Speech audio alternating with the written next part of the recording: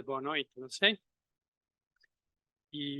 Então, estamos aqui, estou aqui para coordenar esta mesa e para apresentar este livro que saiu mesmo há pouquíssimo, é a edição italiana de Machado de Assis e il Canone Occidentale. Eu queria dizer só duas coisas brevíssimas e depois deixar a palavra aos nossos palestrantes. E só isso. O primeiro é que, tá bem, este é um livro que já sabemos é importante para nós aqui da Sapienza e da Itália. É importante em particular também porque ficou um livro, acho, bem importante, um cânone crítico machadiano, mas é um livro que nasceu aqui, nasceu na Itália, nasceu de um longo período em que Sônia trabalhou, estudou aqui, formou muita gente, muitas pessoas, muitos alunos. Eu também tive até agora, eu vou continuar a ter o privilégio de trabalhar com ela. E então, queria só dizer que a tradução, a edição italiana era precisa, seja para, podemos dizer, em parte, devolver esta dívida, este prazer que foi o ponto de partida deste encontro, que foi o ponto de partida deste livro, da sua edição original, da sua edição brasileira, seja porque, a diferença do que acontece no Brasil, obviamente aqui, este livro preenche também uma lacuna importante com a crítica machadiana, com a posição que o Machado ainda não tem completamente, deve e tem que ter no futuro na crítica e não só na crítica italiana. Segunda coisa que queria dizer é só mais de serviço, seja aqui na universidade temos uma livraria, que está aqui perto, a livraria Nova Cultura, que podem comprar ali o livro com desconto. E isso era uma coisa que queria dizer. Nada além disso, eu queria já deixar a palavra a quem pode falar melhor do que eu. E o primeiro é o nosso colega, já foi. Eu tenho outro. Qual é o diretor? Não, está bem. Vou. Quem é que tem o primeiro? Não. São temas. Eu não sei, eu tenho aqui. Quem quer falar primeiro? Vamos. O Jobim, não. Então, o professor Luís Jobim, obrigado. Já foi apresentado, então. Bem, é um grande prazer aqui estar no lançamento do livro da Sônia, né? Que vê-lo finalmente aqui em italiano, né? Digo finalmente porque eu estive presente no lançamento desse livro em português, né? Esse livro que ganhou 2 edições em português, é um livro importante para a área, para os estudos machadianos no Brasil especificamente. Ele ganhou o prêmio Jabuti, que é um prêmio super importante no Brasil, como vocês sabem, né? Então, eu saúdo a saída desse livro em italiano, né? Porque eu acho que já era a hora, né? Se posso dizer, até deveria ter sido lançado antes, mas antes tarde do que nunca, né? É só o que eu posso dizer a respeito disso. E hoje me pediram para me dirigir especificamente ao tema língua, no que diz respeito ao livro feito. E primeiro eu gostaria de relembrar o seguinte, que a carreira longa e profícua da professora Sônia, né, da qual são testemunhas aqui os vários alunos e colegas, inclusive aqui o nosso companheiro aqui, que hoje preside a mesa, que também foi aluno direto dela e do Silvano, né? E, embora nós de literatura sempre associemos a Sônia a esse trabalho com literatura, que ela efetivamente fez, continua fazendo, certamente vai continuar a fazer, né? É bom lembrar que ela também dedicou parte importante de seu tempo e de sua carreira a questões de língua e tradução. Isso é importante de dizer, inclusive a Michela, que aqui está, né, teve uma tese de doutorado sua, orientada sobre língua especificamente, né, orientada pela professora Sônia, E então, eu gostaria hoje de colocar para a Sônia só a seguinte pergunta em relação, já que a minha pergunta será temática, né, em relação ao seu livro recém-lançado. Como é que você, Sônia, acha que essa questão da língua está contemplada ou está tratada aqui no livro que você acaba de lançar em italiano e que você já lançou em 2 edições em português? Muito obrigado, Sônia.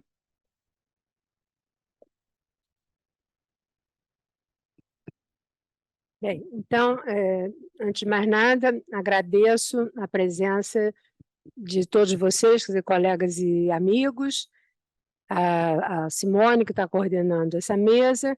Em relação à pergunta específica do Jobim, eu procurei ver a língua de Machado de Assis dentro do projeto, né? Dentro do projeto estético ideológico do Machado de Assis. Não se pode entender Machado de Assis, não se pode entender a poética de Machado de Assis sem entender essa relação que é indissociável, né, entre língua, literatura e língua e cultura.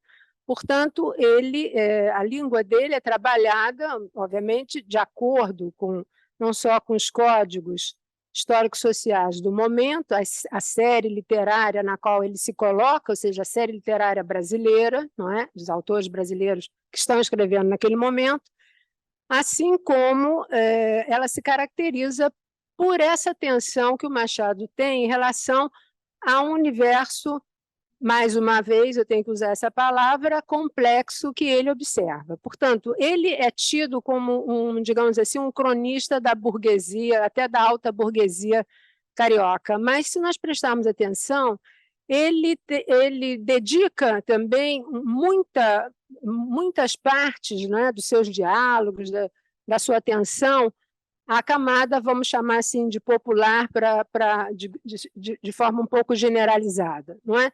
Então, nos diálogos, não é? Nos diálogos, por exemplo, dos escravos, ou então dos cocheiros, não é? Ou então quando ele coloca personagens populares como Marujo, nós vamos ver que ali ele está trabalhando com o vernáculo, ou seja, com aquela língua, com aquela variante brasileira que está nascendo, que já está presente. Ora, isso é uma coisa absolutamente ímpar. Eu fiz uma comparação entre o Cortiço, que saiu no mesmo ano do Memórias Póstumas de Brás Cubas, né? Do Quincas Borba, eu fiz uma comparação entre os dois romances do ponto de vista linguístico, e isso você não tem no Aloysio de Azevedo, porque o Aloysio de Azevedo não faz a alteração, né, a passagem de uma norma culta, que é falada por uma elite letrada, para uma norma, digamos assim, que seria da língua vernácula, que seria aquela língua, digamos assim, materna, não trabalhada pela escola, né, não trabalhada pela literacy, ou seja, pelo letramento. Porque, por exemplo, verbo fazer, a criança diz eu fazia, porque isso é intuitivo, não é? Só quando você passa pela escola que você vai aprender que esse verbo é irregular e assim por diante. Então, naquele capítulo do Memórias Póstumas de Brás Cubas, em que ele é o vergalho, não é? Em que ele apresenta o Prudêncio que está batendo num outro negro, que Prudêncio tinha sido escravo do Brás Cubas, né? E era o seu cavalo. Quando o Brás Cubas era o brasinho, ele montava no Prudêncio e tratava o Prudêncio como se fosse um cavalinho de pau, né? Bom, ele encontra esse mesmo Prudente na rua batendo num outro preto. Então ele para, é o Brás Cubas narrando, né? Ele para e diz: oh, meu Deus do céu, imagina quem é esse? Esse é justamente o Prudêncio. E então diz: mas Prudêncio, quem é esse indivíduo? É teu escravo? Ele diz: sim, é um bêbado. Então trata esse escravo de uma forma, digamos assim, depreciativa.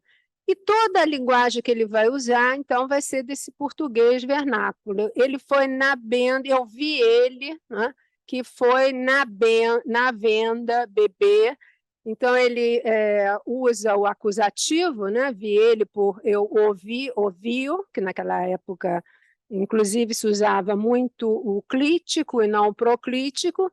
Ele coloca também palavras africanas, quer dizer, na obra do Machado vai haver essa absorção dos africanismos também, e isso vai se manifestar também, por exemplo, como é que se diz? No cocheiro, né, que vai levar o Brás Cubas, quando o Brás Cubas pensa que o Antônio Maria se encontra com a Virgília ali onde mora uma costureira. Não sei se vocês se lembram desse episódio, não é?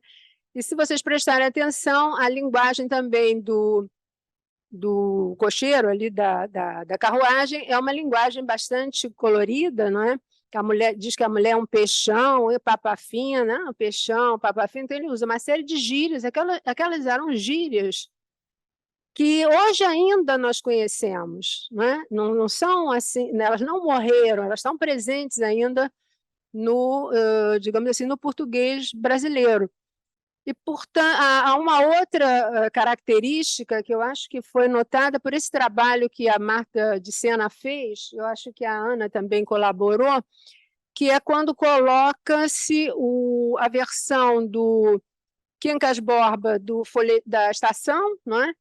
E nós temos também o Quincas Borba do romance. E ali você vê que o Machado tem a preocupação de mostrar como o casal Palha, à medida que vai enriquecendo e vai se relacionando com pessoas, digamos assim, de maior prestígio, eles também vão mudando o linguajar, entende? Eles passam a um português mais vigiado, entre aspas, não é? A um português de norma culta. Portanto, isso em linguística se chama sociolinguística, é uma percepção sociolinguística da língua. Ele tem uma percepção de que as pessoas não falam do mesmo jeito, que existe uma pragmática, quer dizer, as pessoas falam de determinadas maneiras em determinados contextos, existe uma hierarquia, é o caso, por exemplo, da tabuleta do custódio, em que o custódio se dirige ao conselheiro Aires, chamando de excelência, vossa excelência, tanto que eu critico muitas traduções que banalizam, tiram esse vossa excelência, né?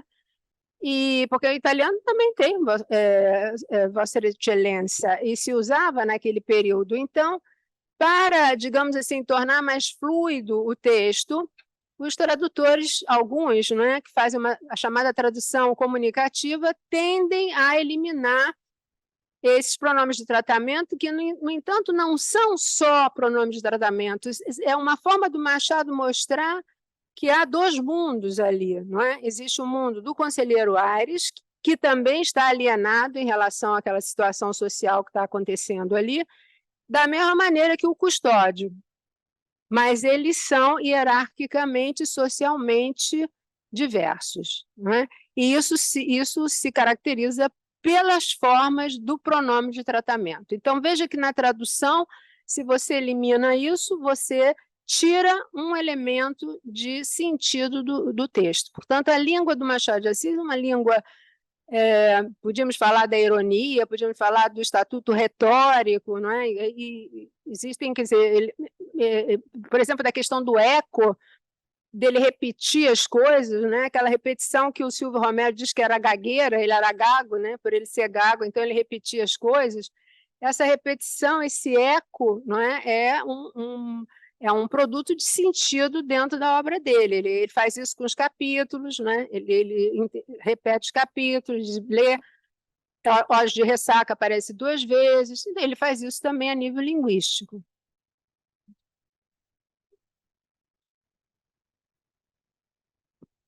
Bem, obrigado.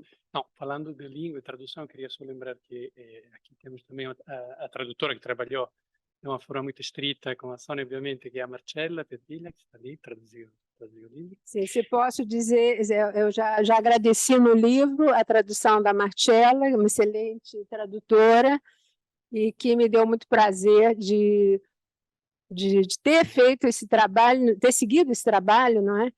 Em que eu aprendi também muito com ela pelas questões que ela colocou, por tudo aquilo, que esse trabalho de tradução é um trabalho muito rico também do ponto de vista, digamos assim, dos pontos de vista das culturas, não é? Então, e passaria a palavra ao professor João César de Castro Rocha. Bom, boa tarde. Inicialmente, cumprimentar a professora Sônia Neto Salomão pela tradução do seu livro, um livro muito importante, Machado de Assis e o Cânone Ocidental, que no Brasil, como o professor José Luiz Jobim mencionou, recebeu o mais tradicional prêmio da crítica brasileira, o prêmio Jabuti, e já chegou à segunda edição. O capítulo que me coube para formular uma pergunta é o segundo capítulo, Alienista e o Riso de Demócrito. E esse capítulo é particularmente estratégico no volume como um todo, porque uma questão central, como o título sugere, Machado de Assis e o Cânone Ocidental, são as formas pelas quais Machado se apropria da tradição literária ocidental. E é importante frisar o caráter plural dessas apropriações, porque não existe uma única forma pela qual Machado sempre se relaciona com o cânone. Há formas diversas. E o livro mapeia formas diversas de apropriação do cânone ocidental. Neste capítulo em particular, o Alienista e o Riso de Demócrito, o que se faz é uma associação muito rica. Eu vou apenas mencioná-la, a professora Sônia falará dela com mais cuidado, entre um par de oposição famoso na cultura ocidental, o Riso de Demócrito e as Lágrimas de Heráclito.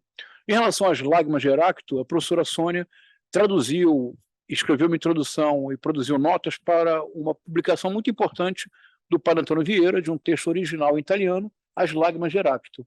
Se eu não me engano, pela editora 34, não é isso, professora? É muito, muito recomendável, não só para os machadianos, o texto é absolutamente delicioso. E de maneira mais particular, neste capítulo, a professora Sônia resgata cartas que associam de maneira fascinante para o leitor do Alienista Hipócrates e Demócrito. Sobre isso não falarei, professora Sônia, será a tarefa da professora de ilustrar a todos, é realmente um achado crítico muito importante para repensar aspectos do Alienista. Em relação à razão pela qual este capítulo é tão central no projeto do livro, é porque aí o que se encontra de fato é que na apropriação machadiana, as Lágrimas de Heráclito podem ser potencialmente cômicas. O Riso de Demócrito potencialmente pode ser muito sério.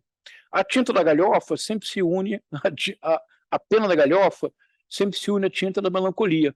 Ou numa metáfora absolutamente notável do Machado, na famosa observação, a terceira edição de Memórias Póstumas de Brás Cubas, quando ele se refere ao cânone ocidental, ele diz que a minha taça, a sua prosa, pode ter lavores de igual escola, vírgula, mas o vinho é diferente.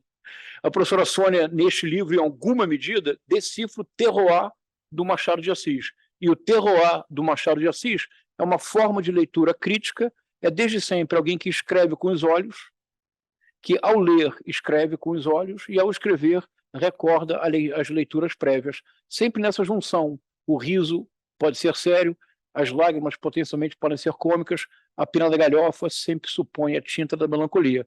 Eu pediria então à professora que falasse um pouco desse achado crítico importante, que é a relação Hipócrates-Demócrito para a estrutura do Alienista, e neste sentido a importância do capítulo para compor o mapa das formas machadianas de apropriação do cânone ocidental. Parabenizo mais uma vez a professora pela publicação importantíssima em italiano e a tradutora por essa tarefa benjaminiana impossível, que é a tarefa da tradutora. Bom, antes de tudo, eu quero dizer que gostaria que fosse você a falar mais, porque quer dizer, eu fico aprendendo, né? A gente aprende também sobre o que fez, porque você é crítico também e sabe que muitas vezes nós não sabemos, quer dizer, sabemos, temos um projeto, tudo nasce de um projeto. A primeira coisa que eu peço para um aluno quando vem fazer a tese é que ele me traga um índice. Mas eu estou começando. Não importa, esse índice vai ser depois retocado, refeito, mas eu quero o projeto da tese, né? Sem projeto da tese, sem bibliografia, não se discute, não é? Então, apesar de se partir de um projeto, de se ter uma bibliografia, muitas vezes nós seguimos as pistas e é só depois, com um olhar crítico, como esse que você trouxe hoje, não é? E já tinha trazido quando foi feita a apresentação em Rio, não é? Eu agradeço muito a vocês, nós também vamos tomando conhecimento daquilo que nós fizemos, não é? Então, nesse caso, eu acho que há uma linha, né? O Machado, o Jean-Michel Massat observou que o Machado tinha uma biblioteca muito bem organizada. Era uma biblioteca organizada por temas, era uma biblioteca organizada por línguas, né? E isso isso eu li muito recentemente, eu já tinha lido Massat várias vezes e tal, mas às vezes a gente lê uma parte, não lê a outra. Isso, para mim, foi uma revelação. Quer dizer, foi uma outra confirmação dessa linha que eu já tinha percebido, não fui a única a perceber. Por exemplo, Rouanet escreveu sobre o riso e a melancolia, e ele ali já traçou, digamos assim, colocou determinados autores que nada tem a ver cronologicamente, mas tem a ver em relação a um determinado tipo de linha filosófica, ou linha de pensamento, ou até mesmo de método, coisa que Foster também já tinha feito, né? Quando ele disse, vou sentar em torno a uma mesa, escritores como Virginia Woolf, Harry James, o que ele está fazendo? Ele está destruindo a ideia de história literária como cronologia, né? Está trabalhando com história literária a partir de método. E, portanto, o que acontece? Acontece que o Machado tem uma linha de leitura, quer dizer, ele chegou a esses textos clássicos de diversas maneiras, porque, por exemplo, essa linha da melancolia está em Sterne, está em Laurence Sterne, está em La Fontaine, está em Diderot, quer dizer, todos os autores que ele leu. E ele descobriu, obviamente, nessas leituras, ele chegou a esse corpus do pseudo-Hipócrates, é um corpus, digamos assim, do século I, né, obviamente, do pseudo-Hipócrates, portanto, não é de Hipócrates, mas é um corpus muito importante porque fala da relação do intelectual com a polis. E, portanto, o intelectual é aquele que questiona, não é, o senso comum, a banalidade das coisas. E, muitas vezes, então, esse intelectual vem marginalizado, tido como louco ou como um sujeito estranho, e na verdade, o que esse conjunto de cartas discute é que, muitas vezes, é a sociedade que está doente e que não consegue entender essa função, digamos assim, crítica, não é, do intelectual. Então, sempre nesse corpus, não é, o Demócrito, de certa maneira, se vinga dessa... Porque ele o Heráclito fica com as lágrimas, o Demócrito fica com o riso, mas esse riso é uma espécie de um riso de um maluco, em determinadas versões, de um louco. Então, nesse corpus, ele praticamente se vinga, não é, da polis, quando os habitantes de Abdera, isso dentro do corpus, né, da pseudo-Hipócrates, os habitantes de Abdera pedem que Hipócrates vá visitar o Demócrito, porque ele está meio estranho, ele está cantando, está lá longe, está meio esquisito. O Hipócrates vai lá, faz uma série de perguntas e acha que ele está muito bem. Aliás, ele está melhor do que o povo de Abdera, não é? Então, o que eu fiz foi comparar, não só estruturalmente, essas cartas, esse conjunto de cartas, e o próprio alienista. Isso aí eu mostro, né? Que há analogia com os personagens, analogia estrutural e analogia de temas. E digamos que uma outra coisa que sai dessa questão é a questão da melancolia, e isso está em Maquiavel. Quando eu vi um livro de Starobinsky, eu adoro Starobinsky, então compro tudo de Starobinsky, muito bem. Um dia chego para olhar o que tinha de Starobinsky, tinha L'encre de la mélancolie. Aí eu digo, opa, aqui dá samba, né? A tinta da melancolia. E fui ver, e justamente Machado tirou essa tinta da melancolia de Maquiavel.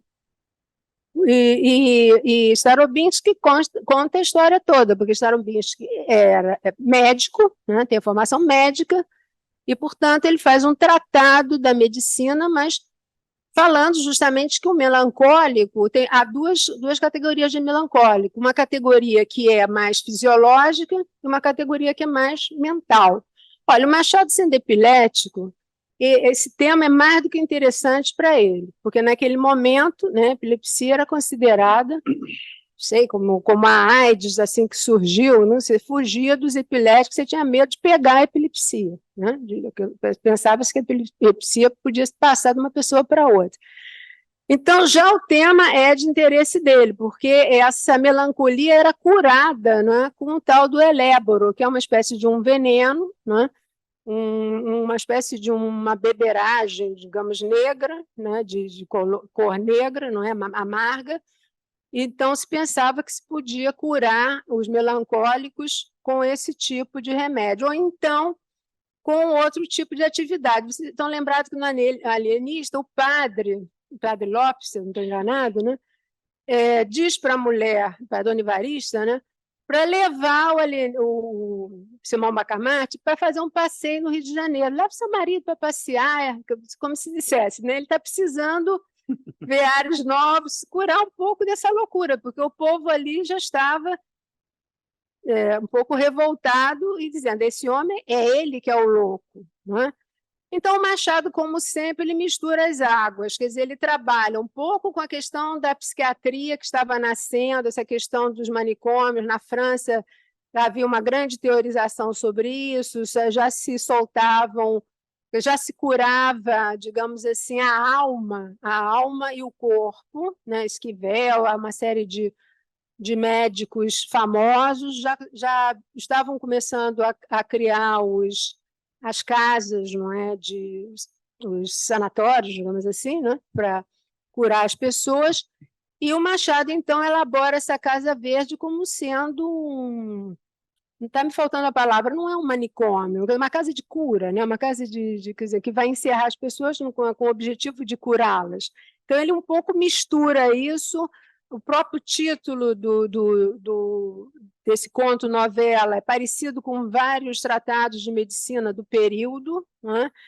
E ele, então, porém, essa questão da melancolia e da linha filosófica que vem de Robert Burton, que ele seguramente não leu, mas ele leu Erasmus, e isso, Erasmus também está relacionado com isso, então ele vai absorvendo todas essas linhas, e isso é uma constante dentro da obra do Machado, e no Alienista ela está presente. Obrigado. Bem, e agora a palavra ao professor Antônio Maura. Obrigado. Dá para ouvir? Quer tocar comigo? Que assim Mais melhor. perto aí, né? Agradeço, porque senão melhor, né? fico muito longe lá. Muito obrigado, muito obrigado. Obrigado. A verdade é que só posso felicitar a professora Sônia Neto Salomão por esse livro. Quando ela me pediu que apresentasse o livro, eu estive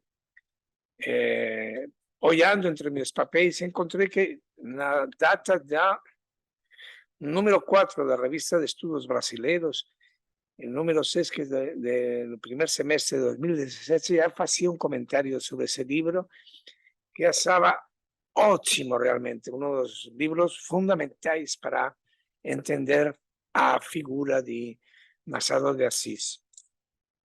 E hoje, depois das conversas que tivemos, né, hoje, esta tarde, descobri ainda mais essa atualidade do livro, Sônia, porque nós estivemos vendo essa influência de Dom Quixote, de Cervantes, de toda essa literatura passada, sobretudo grandes autores da literatura passada, e vimos concretamente essa importância de Cervantes, mas você faz uma análise maravilhosa da influência de Dante dentro de toda a obra literária.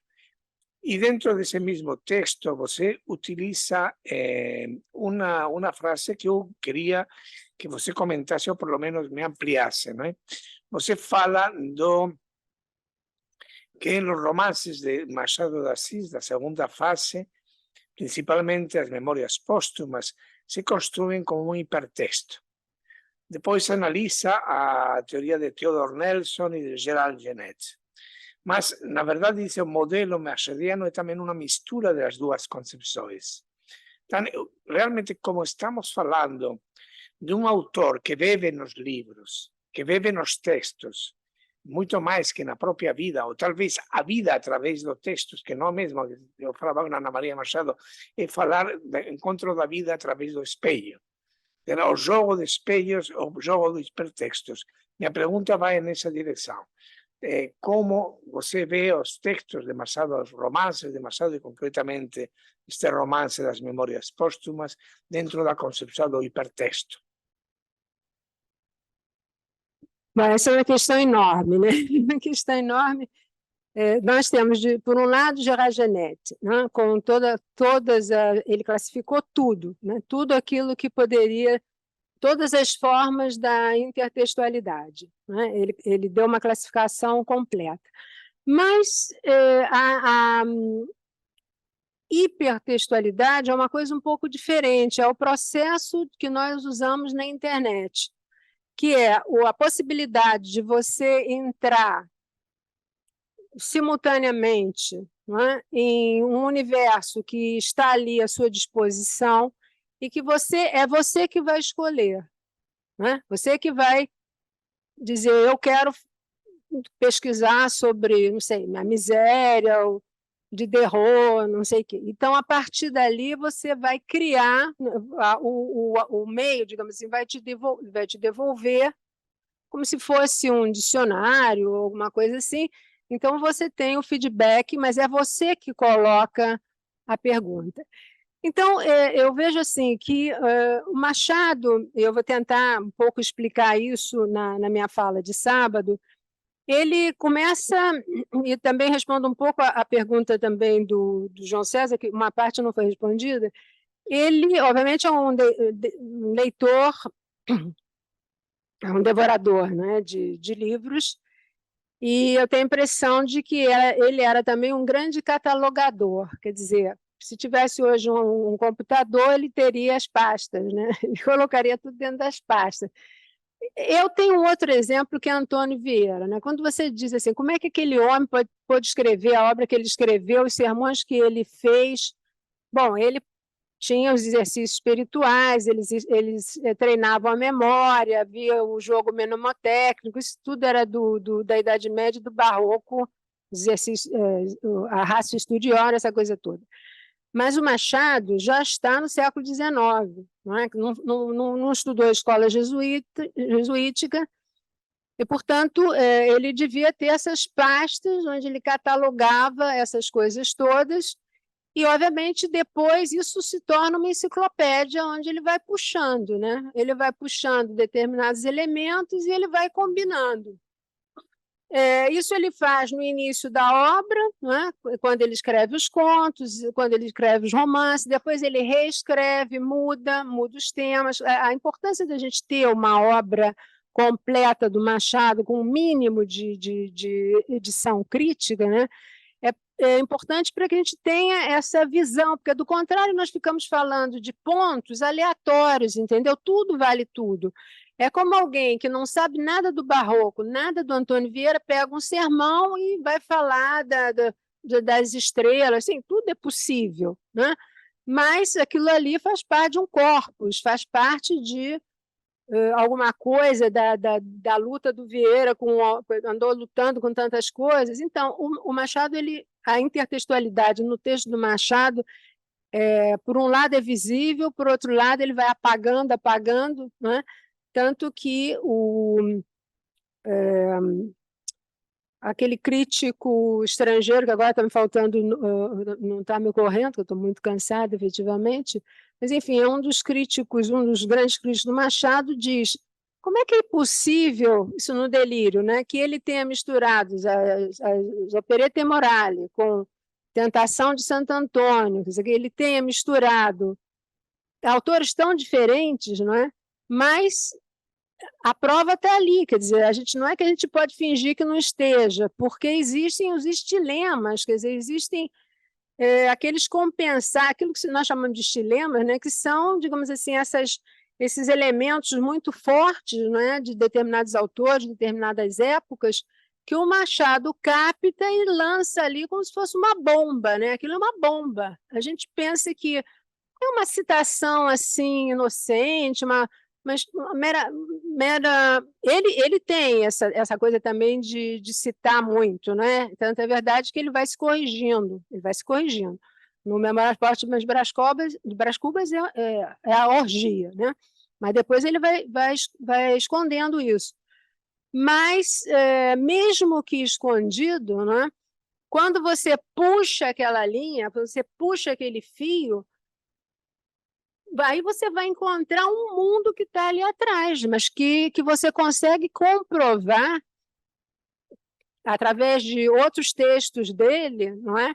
De que aquilo foi uma coisa que ele efetivamente leu e sobre a qual ele efetivamente pensou. E eu acho que isso é que faz desse autor realmente, quando se fala de gênio, acho que a genialidade dele está aí, não é? Na capacidade de estudo, na capacidade de memória, na capacidade combinatória desses elementos que ele seleciona, que ele guarda nessas pastas, né?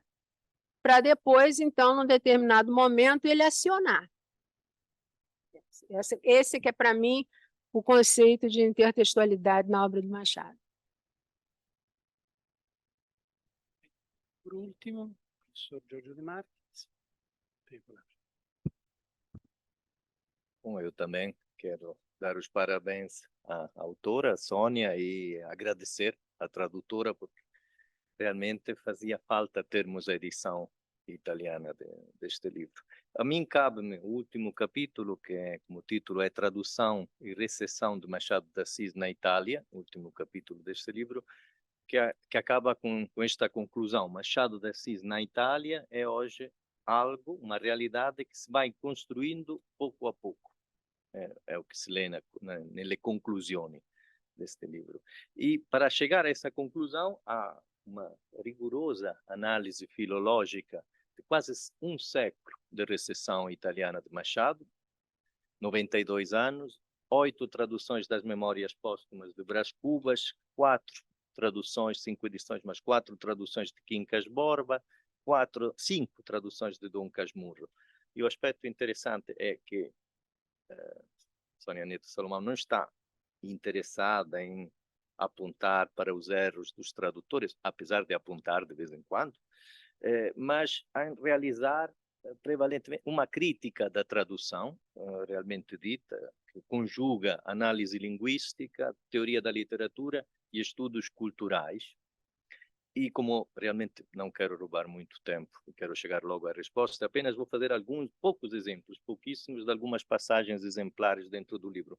Por exemplo, a partir da análise desses 92 anos de traduções de Memórias Póstumas de Brás Cubas, que é um livro que a autora chama a atenção para um certo excesso de modernização desta obra em Itália, que já foi, até o título, foi variamente traduzido para italiano. Temos uma edição das Memórias Póstumas de Brás Cubas, que se procurarem na livraria, o título é Marcella mi amò per 15 mesi e 11.000 scuse, niente meno. Ou seja, mas o aspecto interessante são as considerações muito interessantes acerca, por exemplo, de dois termos, mucama e moleque.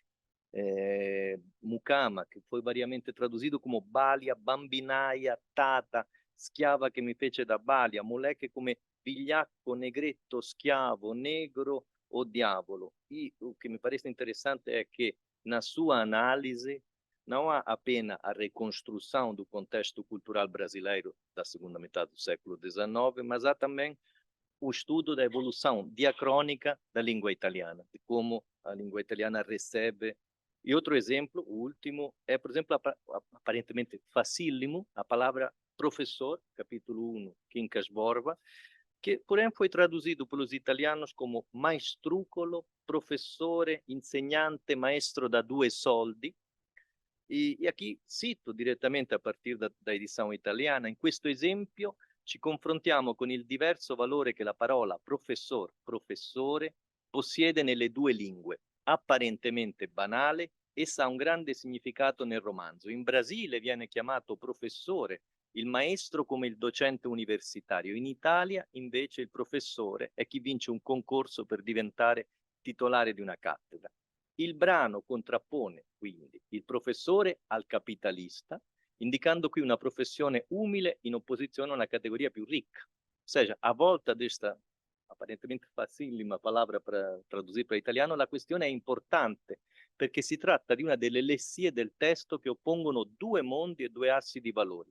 Quello del denaro che produce denaro e non lavoro, espresso dal termine capitalista, e quello del lavoro, con il suo corollario di valori, espresso dalla parola professore. Ou seja, me parece um exemplo brilhante de crítica da tradução.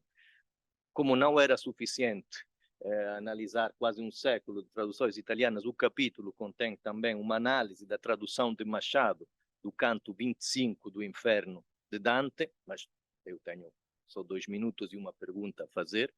E então, como no seu ensaio, Sônia fala de a recepção de Machado em Itália, nesses termos, total, absoluta falta de coerência, de projeto, de cuidado pelo que já se fez, de iniciativas individuais, não profissionais, voluntarísticas e imprudentes, editorialmente a baixo custo. A minha pergunta é: o que é que Machado estamos a ler em Itália? Bem, eu acabei de escrever um artigo sobre essa de Queiroz, eu analisei as traduções de época do Essa de Queiroz, não é? Quer dizer, tradução italiana, francesa, inglesa, americana, não é? E espanhola. E terminava justamente com essa pergunta que você me fez agora: que essa de Queiroz se lia, não é? Naquele tempo eu expliquei que eram 4 essas de Queiroz, né? E hoje pergunto, e hoje, que essa de Queiroz se lê ainda? Quer dizer, então, o que acontece é que você fez tantas observações, eu também gostaria de ficar ouvindo você e não falando. Mas vamos começar por ordem. Moleque e Mucama, né? Então, essas são, no âmbito da tradução, são o que nós chamamos de realia, ou seja, palavras marcadas culturalmente. Essas palavras, elas representam um universo. Elas não têm tradução, porque, quer dizer, não tem uma tradução única, né? Se você escolher um dos sentidos, você vai perder os demais. Portanto, se aconselha, se o tradutor é um bom tradutor e conhece bem a cultura da qual ele está traduzindo e a sua própria cultura, ele sabe quando é o momento de introduzir aquela palavra. Quer dizer, se ele pode usar mucama em italiano, sem que o leitor italiano fique estarrecido, né? Ou, pelo contrário, se ele tem que arranjar um sinônimo, ou se ele vai colocar no glossário. Ele tem essas 3 possibilidades, né?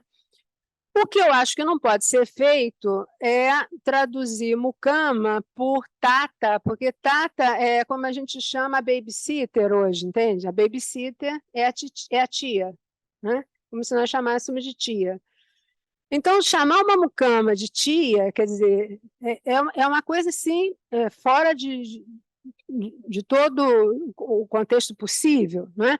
Já quando você traduz por balha, já dá a ideia de uma que aleita, não é? Quer dizer, que amamenta e que toma conta da criança, mas perde-se o sentido da escrava preta, que geralmente era escolhida, até porque bonitinha, nós sabemos que essa é a verdade, porque jeitosa, para trabalhar dentro da casa junto dos patrões, não é? Então, a palavra mucama ela tem um corolário de sentidos que não pode, de modo algum, ser banalizado como foi feito nessas traduções. A outra palavra é moleque. Se nós formos ao dicionário, moleque tem pelo menos 10 sentidos diversos, hoje. 10 sentidos diversos.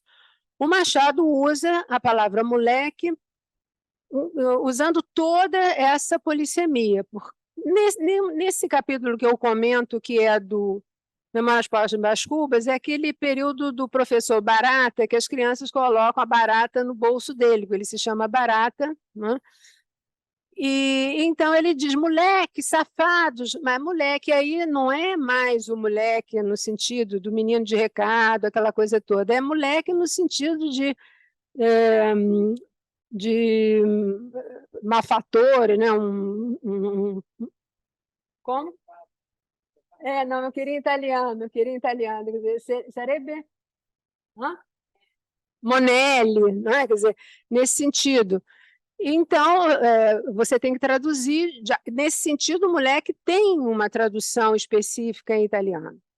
Já quando ele é um moleque que leva as cartas, aí nós estamos no contexto, efetivamente, do século XIX, que essa palavra tem. Além disso, o moleque ainda é usado hoje no Brasil. Nós tanto usamos positivamente como negativamente. Nós dizemos, vem cá, seu molequinho, você diz para uma criança, seu moleque, quer dizer que é uma criança elevada. Não é? Mas você também pode dizer que fulano é um moleque, é um sujeito sem caráter, um grande patife, ele é um moleque. Portanto, aí volta o sentido negativo. Não é? Então, uma palavra que tem essa polissemia, essa presença dentro da língua portuguesa, né? O português brasileiro é uma palavra que tem, a respeito da qual tem que se tomar um certo cuidado e não se pode traduzir da maneira também que foi traduzida, né? Que são diabo, negrete, quer dizer, há efetivamente uma leviandade, eu diria, né, em relação à tradução, que não é só da palavra, é do contexto também. Bem, então, foi um dia, são 7 horas, foi um dia muito interessante, cheio de reflexões, intuições, perguntas e respostas também. Infelizmente acabou, mas amanhã estaremos novamente aqui às 9h30, a partir das 9h30, então, bom descanso, cuidado com a greve, amanhã a greve aqui, está bem? Greve de tudo. De qualquer coisa, então, não, podem vir, sim, pelo menos. Está tudo fechado, a princípio. É um dia daqueles típicos de Roma, bem-vindos. Não, mais ou menos. Está bem, então, às 9h30, por isso, temos um pouquinho mais de tempo, e então, boa noite, bom descanso, até amanhã, está bem?